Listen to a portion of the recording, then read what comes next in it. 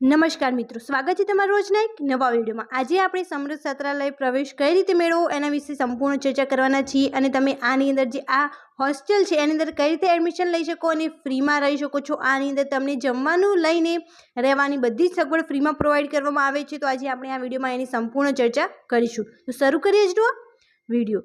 સમૃદ્ધ છાત્રાલય પ્રવેશ મેળવવા અંગેની જાહેરાત।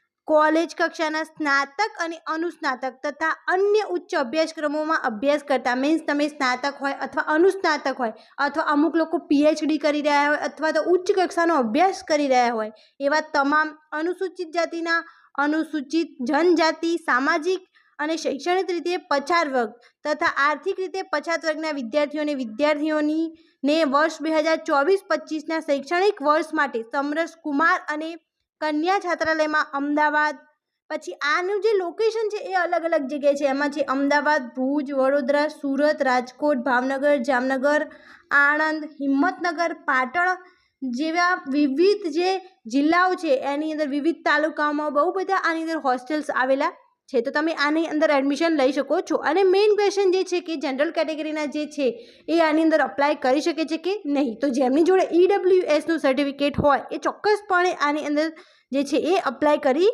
શકશે। અને અહીંયા તમે જોઈ શકો છો કે એમના દ્વારા એમની ઓફિશિયલ વેબસાઇટ છે એ પણ આપવામાં આવી છે જેની અંદર એ પોતાની અપડેટ મૂકતા રહે છે। અને એની સાથે સાથે અમારી ચેનલમાં પણ તમને આની અપડેટ જોવા મળી જશે જેની અંદર મેરિટ લિસ્ટ બહાર પાડવામાં આવશે। જ્યારે બીજી બધી જે કોલેજીસ અથવા કહી શકાય કે બીજું પણ કોઈ પણ મેરિટ લિસ્ટ બહાર પાડે તો એની અંદર એક જ વાર મેરિટ લિસ્ટ બહાર પડતું હોય છે, પરંતુ જે આ સમરસ છાત્રાલય પ્રવેશ છે એની અંદર તમને 7 વાર જે છે એ આ મેરિટ લિસ્ટ બહાર પાડવામાં આવે છે। આ એમની ઓફિશિયલ વેબસાઇટ છે જેના પર તમને બધી જ ઇન્ફોર્મેશન મળી રહેશે। અને આની જે ફોર્મ ફિલ કરવાની તારીખ છે એ છે 27/5/2024 11 કલાકે શરૂ થશે અને 20/6 એટલે કે 20 જૂન 2024ના રોજ આ પ્રક્રિયા જે છે એ ઓનલાઈન પૂર્ણ કરી દેવામાં આવશે। તમે આની ઓનલાઈન વેબસાઇટ પર આનું ફોર્મ ફિલ કરી શકશો। જ્યારે આનું ફોર્મ ફિલ કરવાનું ચાલુ થશે ત્યારે એનો લગતો વિડીયો પણ અમારી ચેનલ પર તમને જરૂરથી જોવા મળશે। સ્નાતક કક્ષાના તમામ અભ્યાસક્રમમાં કોઈપણ વર્ષે કે સેમિસ્ટરમાં નવો પ્રવેશ મેળવવા માટે ધોરણ 12ની ટકાવારી અને અનુસ્નાતક કક્ષામાં અભ્યાસક્રમોમાં સ્નાતક કક્ષાના અભ્યાસક્રમની ટકાવારી તમારે જે તમે જો સ્નાતકમાં મીન્સ કે ગ્રેજ્યુએશનમાં પ્રવેશ લીધો હોય તો તમારે 12માના ટકા, અને જો તમે માસ્ટર એટલે કે અનુસ્નાતકમાં અભ્યાસ કરવા જઈ રહ્યા હોય તો તમારે સ્નાતકના જે ટકાવારી છે એ ગણવામાં આવશે। જે ટકાવારીના આધારે યુનિવર્સિટીમાં પ્રવેશ મેળવેલ હોય તે ટકાવારીના આધારે મેરિટ ધોરણ પ્રવેશ આપવામાં આવશે। નોંધ: વિદ્યાર્થીઓએ 50 કે તેથી વધુ ગુણ મેળવેલા હોવા જોઈએ। તમારે 50 કે તેથી વધુ ગુણ હોય તો તમે આ હોસ્ટેલ સહાય યોજના જે છે એનો લાભ લઈ શકો છો। સમરસ છાત્રાલયમાં અગાઉના વર્ષમાં પ્રવેશ મેળવેલ હોય તેવા મીન્સ જેમને રિન્યુઅલ કરવાનું બાકી હોય, રિન્યુઅલ વિદ્યાર્થીઓએ પણ ફરજિયાતપણે ઓનલાઈન અરજી કરવાની રહેશે। ગ્રુપ 2 અને ગ્રુપ 3 આની અંદર ગ્રુપ 1, ગ્રુપ 2 અને ગ્રુપ 3 હોય છે। તો આ શું છે ગ્રુપ એની પણ ઇન્ફોર્મેશન એમની ઓનલાઈન જે વેબસાઇટ છે એના પર આપેલી છે। જે વેબસાઇટ હું ડિસ્ક્રિપ્શનમાં મૂકું છું તો તમે ડાયરેક્ટલી ડિસ્ક્રિપ્શનમાં પણ આ જોઈ શકો છો। રિન્યુઅલ વિદ્યાર્થીઓ જે બીજા વર્ષમાં છાત્રાલયમાં રહેલા માગતા હોય તો તેમને ગત વાર્ષિક પરીક્ષામાં યુનિવર્સિટી માન્ય ગણતરી પ્રમાણે છેલ્લા 2 સેમિસ્ટરમાં ટકાવારીમાં SIP છે એ 55 કે તેથી વધુ ગુણ મેળવેલા હોવા જોઈએ। જેમને 55 કે તેથી વધુ ગુણ મેળવેલા હશે એમને આનો લાભ મળવાપાત્ર રહેશે। જે ટકાવારીને બદલે ગ્રેડેશન આપવામાં આવતા હોય તેવા કિસ્સામાં 55 કે તેથી વધુના સમકક્ષ ગ્રેડો હોવા જોઈએ। ગ્રુપ એના રિન્યુ વિદ્યાર્થીઓ માટે ટકાવારી 50% રહેશે। શું છે આ ગ્રુપ એની પણ ઇન્ફોર્મેશન તમને મળી જશે અને અમારી ચેનલને પણ સબસ્ક્રાઈબ કરી લો જેથી જ્યારે મેરિટ લિસ્ટ બહાર પાડવામાં આવશે એની સંપૂર્ણ માહિતી તમને અહીંયા મળી રહેવા મળશે। સમરસ જે છે એની અંદર તમને આ જે હોસ્ટેલ્સ કહી શકાય એની કોઈ પણ તમારે ફી પે કરવાની નથી હોતી। આ તમને ફ્રી ઓફ કોસ્ટ પ્રોવાઈડ કરવામાં આવે છે અને આની અંદર બધા જ વિદ્યાર્થીઓ અપ્લાય કરી શકે છે। ગ્રુપ 1 મેડિકલ અને તેના સમકક્ષ અભ્યાસ કરનારી રિન્યુઅલ વિદ્યાર્થીઓએ પ્રવેશ મેળવવા અરજી કરી શકશે, પરંતુ પ્રથમ વર્ષમાં પ્રવેશ મેળવતા વિદ્યાર્થીઓ ફ્રેશ માટે સંસ્થા કોલેજ પ્રવેશ પ્રક્રિયા શરૂ થયેલ અલગથી જાહેરાત આપી અરજી મંગાવવાનો રહેશે। વિદ્યાર્થી દ્વારા કરવામાં આવેલ ઓનલાઈન અરજીના આધારે પ્રવેશ અંગેના હક દાવો કરી શકશે નહીં। ઓનલાઈન અરજીના આધારે પ્રવેશ માટેની પ્રોવિઝનલ મેરિટ યાદી પ્રસિદ્ધ થયેલી તેમાં સ્થાન મેળવનાર વિદ્યાર્થીઓએ વેબસાઇટ પર દર્શાવેલા સમયગાળા સંબંધિત સમરસ છાત્રાલય ખાતે અસલ પ્રમાણપત્રોની ચકાસણી કરાવવાની રહેશે। જ્યારે તમારું મેરિટમાં લિસ્ટ આવી જાય તો તમારે એની અંદર કયા કયા ડોક્યુમેન્ટ જે છે એ તમારે ત્યાં ચેક કરાવવાના રહેશે। એની પણ સંપૂર્ણ ચર્ચા આપણે પછીના વિડીયોમાં કરવાના છીએ, જ્યારે તમારું મેરિટ લિસ્ટ બહાર પાડવામાં આવશે અને જ્યારે ફોર્મ ફિલ કરવાના સ્ટાર્ટ થશે ત્યારે। અને તમારે આ જે તમારા પ્રમાણપત્રો હોય એની ચકાસણી જે છે એ સમરસ છાત્રાલયમાં કરાવવાની રહેશે। જો તમારું મેરિટમાં નામ આવશે તો ત્યારબાદ સંબંધિત સમરસ છાત્રાલય દ્વારા પ્રવેશ નિયત કરવામાં આવશે।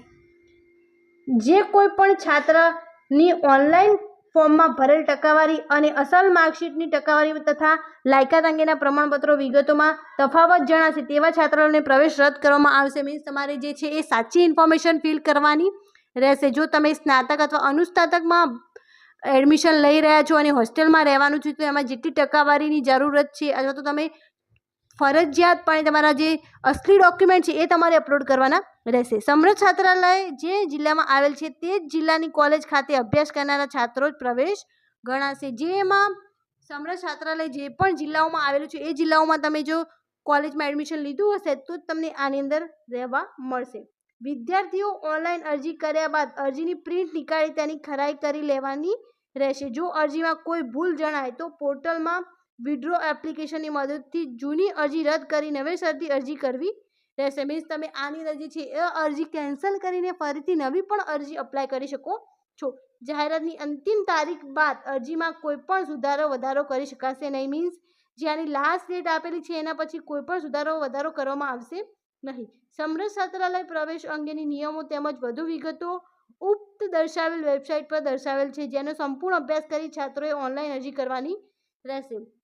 તો આની ઓફિશિયલ વેબસાઇટ છે એ પણ તમને ખબર છે, તો એના પર જઈને તમારે એની અંદર બધા નિયમો આપેલા છે તો એ ચેક કરી અને તમારે આની અંદર અપ્લાય કરવાનું રહેશે। અને આને અલગથી વિડીયો પણ હું જરૂરથી બનાવીશ કે કયા કયા નિયમો છે, તમારે કયા કયા ડોક્યુમેન્ટ અપલોડ કરવાના રહેશે, તો એ પ્રમાણે તમે પ્રિપેરેશન કરીને રાખો અને 27/5 જ્યારે ફોર્મ ઓપન થાય ત્યારે તમે સૌથી પહેલાં આ ફોર્મ ફિલ કરી શકો। વધુમાં પ્રવેશ અંગેની કોઈપણ માહિતી માટે વેબસાઇટ પર દર્શાવેલ સંબંધિત જિલ્લામાં આવેલ સમરસ છાત્રાલયનો સંપર્ક કરવાનો રહેશે। ગ્રામ્ય વિસ્તારોમાં છાત્રો ઈ-ગ્રામ મારફતે પણ પ્રવેશ માટેની ઓનલાઈન અરજી કરી શકે છે।